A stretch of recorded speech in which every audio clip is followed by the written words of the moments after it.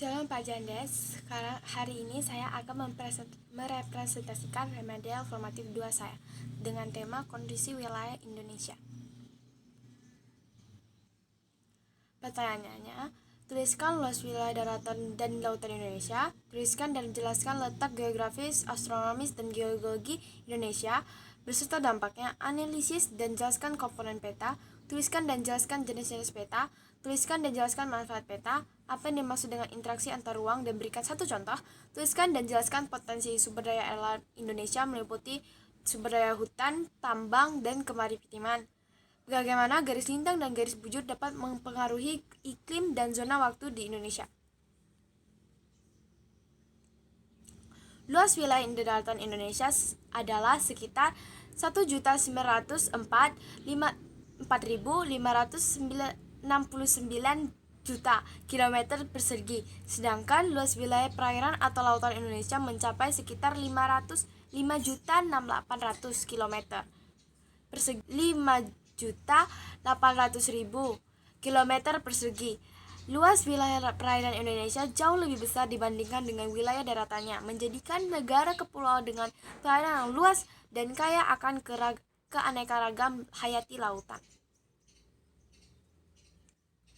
Letak Indonesia berdasarkan yang pertama adalah geografis. Indonesia terletak di antara benua Asia dan Australia, serta Samudra Hindia dan Pasifik.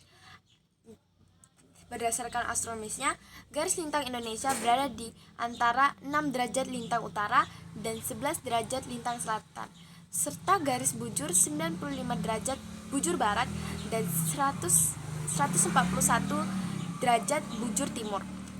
Berdasarkan geologi, Indonesia terletak di cincin api Pasifik atau garis khatulistiwa yang menyebabkan aktivitas vulkanik dan gempa bumi yang tinggi. Dampaknya, aktivitas vulkanik dan gempa bumi sering terjadi di Indonesia.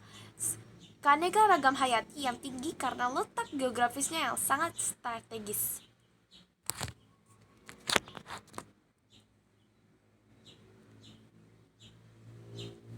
Komponen peta yang ditujukan pada peta adalah legenda, skala, arah mata angin, dan judul peta.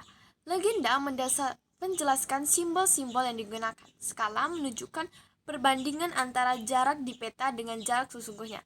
Arah mata angin menunjukkan arah utara, selatan, timur, dan barat. Sedangkan judul peta memberikan informasi tentang isi peta.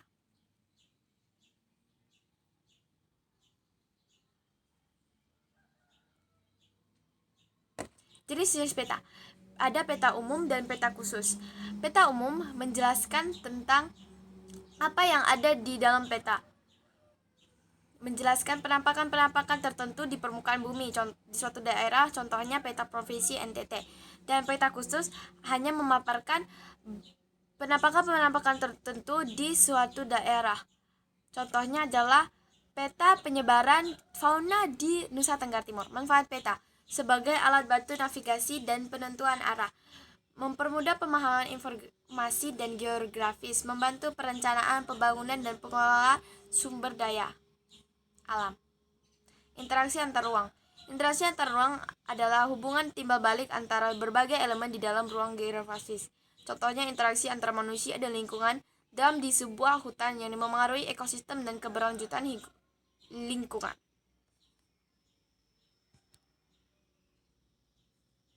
Potensi sumber daya alam. Yang pertama ada sumber daya hutan. Indonesia memiliki hutan tropis yang kaya akan keanekaragam hayati. Sumber daya tambang.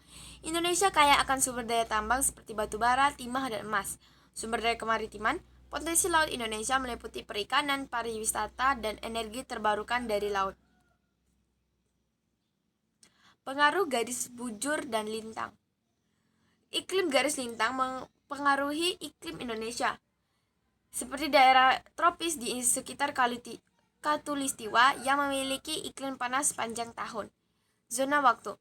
Garis bujur menentukan zona waktu hingga Indonesia memiliki 3 zona waktu. Waktu Indonesia Barat, WIB, waktu Indonesia bagian tengah, WITA, dan waktu Indonesia bagian timur, WIT.